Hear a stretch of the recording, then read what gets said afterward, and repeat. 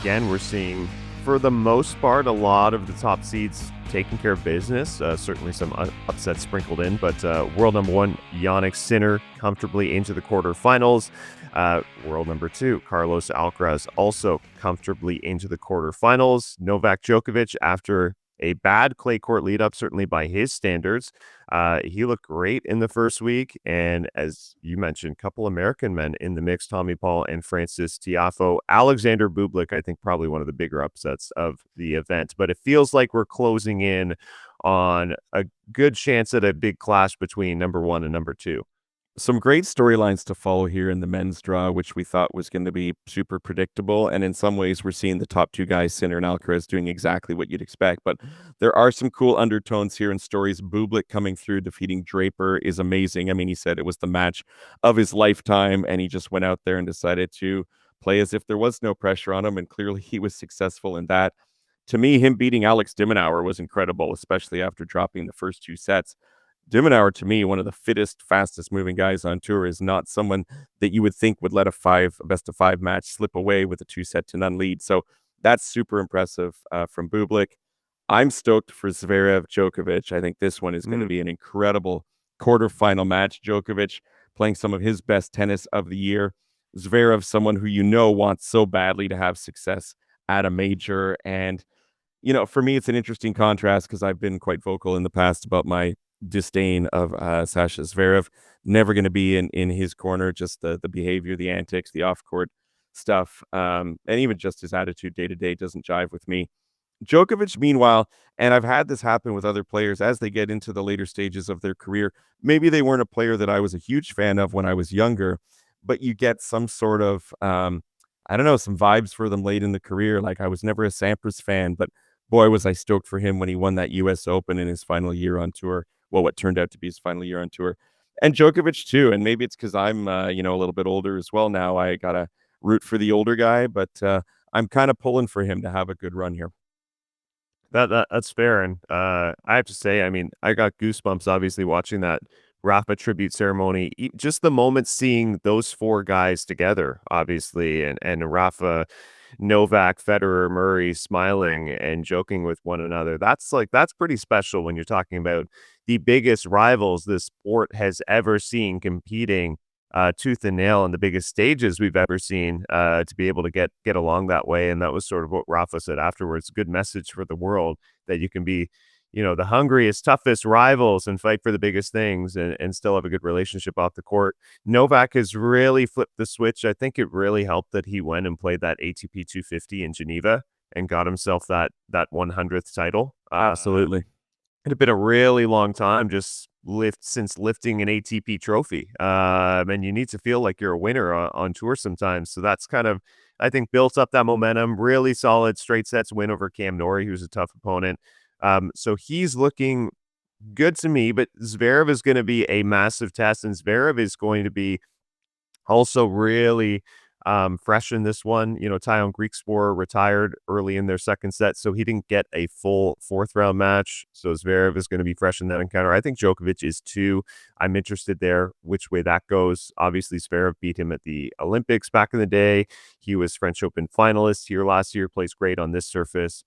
Jannik Sinner, to me, I don't want to change picks. I picked Carlos Alcaraz to win this tournament. He, to me, has been the most impressive player so far. The way he absolutely obliterated Yuri Lehechka, who's a great player in straight sets, losing 3 games, and then completely took Rublev off the court as well in straight sets. Closest set they played was 6-4.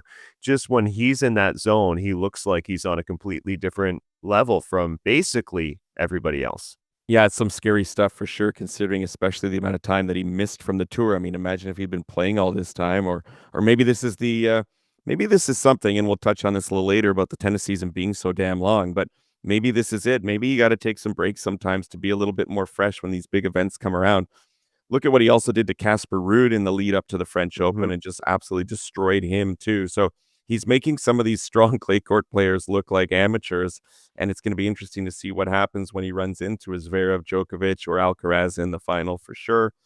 Some big news for him in terms of achievements. He's now got the most slam singles wins by an Italian in the Open era.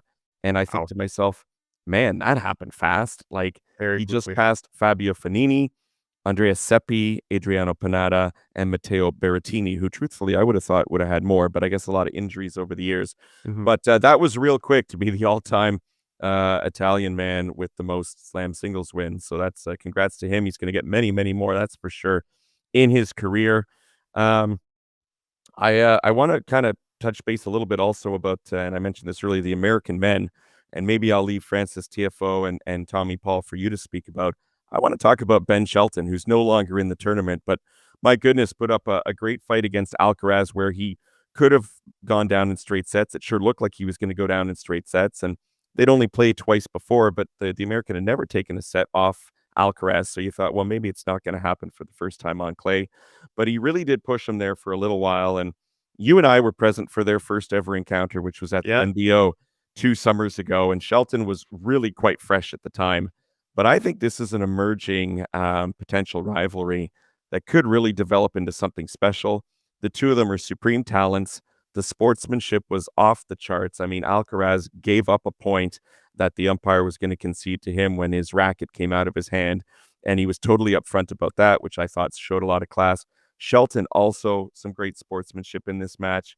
Love his father too, his father and coach, who was mic'd up for the match and taking commentary and giving his insights as the match progressed, which I thought is something that does wonders for the game. And how many coaches would put themselves out there and put themselves in a position like that, let alone the player's father. So that's really great for the game. And I just, man, it's just got me excited for where men's tennis is when you see two guys going at it like they did. Yeah, our host and our friend of the podcast, Blair Henley, actually made this point. This is something that both tours should explore, miking up a coach mid-match, say at a Grand Slam. It's really unique, cool insight. Obviously, you have to have the coach with the right personality who has the willingness to kind of open themselves up and put themselves out there to do something like that. But you're right, it was really cool hearing his father, Brian, commentate throughout that match. Shelton could have won that first set, by the way. He lost, 10-8 in that first tiebreak. So big opportunities. Both of them, I think they're all about putting on a show for the crowd. Well, they're both hungry competitors. They want to win. There's so many entertaining points between those two. So absolutely, I love watching those two play. It's great theater. Francis Tiafoe, he's always great theater, always puts on a show, especially at the US Open when that comes around. It's nice to see him actually play so well on clay, which is obviously not a preferred surface. So to be in a quarterfinal here, probably an easier path the way things have fallen for the draw, beating Korda in straight sets, Altmaier in straight sets. I think he's going to have his hands full against Lorenzo Musetti, who is probably like second tier of favorites for me on the clay court surface. Really good clay court lead up as well. And then Tommy Paul, should be noted, we saw Paul actually beat Carlos Alcaraz a couple summers ago at the National Bank Open. He's given him trouble with a couple wins. I don't know that he's going to have the tools or skill set to pull it off best of 5 on clay. That just feels like a different beast to me. Yeah, I think the clay is really going to be tilting things both for Musetti and for Alcaraz, but happy to, stand corrected on that when we recap the tournament in a few days for everybody. But nonetheless, a great showing for the Americans. Thank you guys so much for watching us at Matchpoint Canada. If you like our work, follow along, hit the subscribe button below.